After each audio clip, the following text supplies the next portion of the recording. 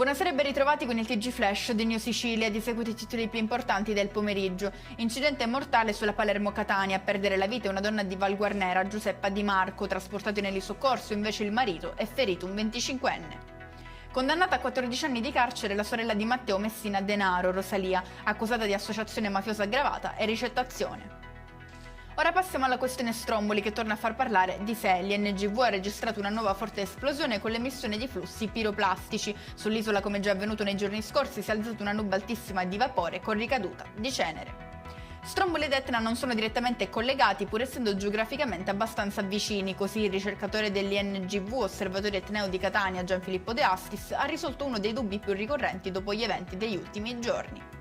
Chiudiamo con il meteo. In Sicilia continua a splendere un sole cocente che domani colpirà maggiormente Siracusa, dove si raggiungeranno i 38 gradi. Intanto la Protezione Civile ha diramato un'allerta incendi rossa per Caltanissetta ed Enna. E con questo è tutto, prossimo appuntamento domani alle 13:30. Grazie per averci seguito, arrivederci.